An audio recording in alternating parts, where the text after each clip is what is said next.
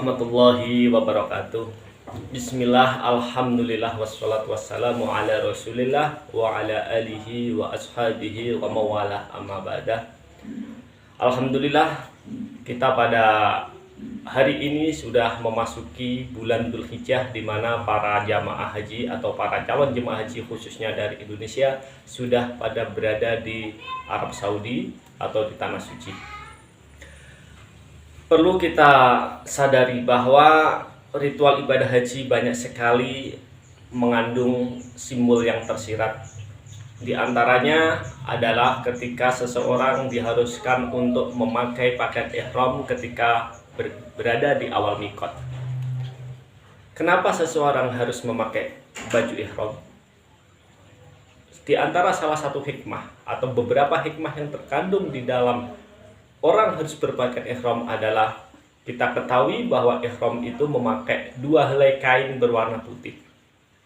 Ketika seseorang sudah memakai baju ihram, maka tertanggal semua, artinya terlepaslah semua simbol-simbol atribut yang ada pada diri manusia. Baik dia pejabat ataupun rakyat, semuanya sama berada di hadapan Allah Subhanahu wa taala, tidak beda karena semuanya harus memakai baju putih dua helai. Di sana tidak akan tampak apakah dia pangkatnya tinggi atau pangkat rendah atau bahkan tidak punya pangkat, di sana tidak ketahuan atau ia orang kaya atau orang miskin. Dia jadi guru ataupun bukan guru. Dia jadi apapun, maka di sana adalah sama di hadapan Allah Subhanahu wa taala. Di samping itu, setelah kita mengetahui tentang baju ihram tersebut, hikmah yang lainnya adalah seseorang ketika sudah memakai baju ihram atau ketika sudah ihram, maka di sana diharamkan bagi seorang muslim untuk misalkan menebang pohon, diharamkan untuk menyembelih hewan. Itu adalah bagaimana Allah mengatur kepada manusia agar berbagi ataupun agar seimbang dengan sesama dalam menjalankan aktivitasnya. Manusia dilarang untuk berbuat kerusakan, diantaranya adalah dengan menebang pohon tanpa guna, ataupun dilarang untuk membunuh hewan. Itu artinya dengan harapan nanti ketika seseorang sudah pulang dari hajinya, dia akan menjadi orang yang teduh, tidak mudah untuk menumpahkan darah, tidak mudah untuk merusak alam dengan menebang pohon, ataupun bahkan di tanah haram itu menyambut rumput pun haram hukumnya.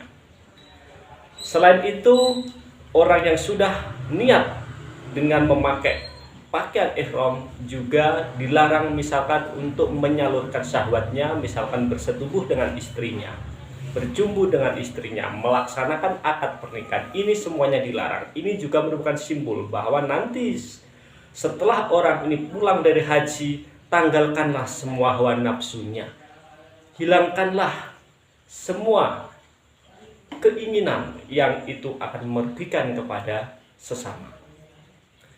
Dan diantaranya lagi adalah seseorang yang sudah ihram, ini adalah tidak diperkenankan misalkan memotong kuku, memakai wewangian, memotong rambut dan sebagainya. Itu artinya bahwa kita di hadapan Allah nanti akan tampil apa adanya. Di yaumul hisab kita tidak bisa bertopeng dengan topeng-topeng yang kita kenakan di dunia. Di dunia kita bisa topeng kita soleh, topeng kita adalah orang baik, tapi hati kita misalkan hati yang penuh dengan kedengkian, hati yang penuh dengan kebusukan.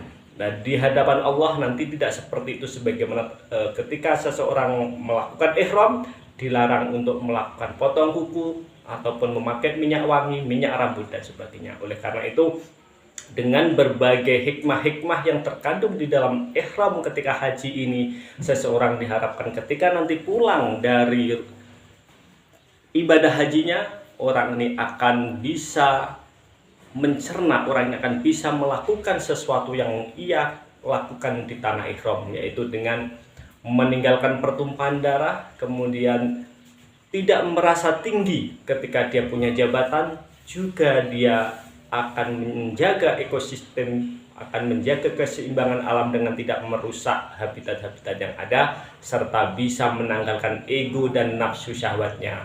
Dan inilah nanti yang akan menjadikan cita-cita perdamaian dunia, cita-cita perdamaian di antara tetangga dan saudara akan tercipta. Demikian apa yang biasa saya sampaikan pada kesempatan kali ini.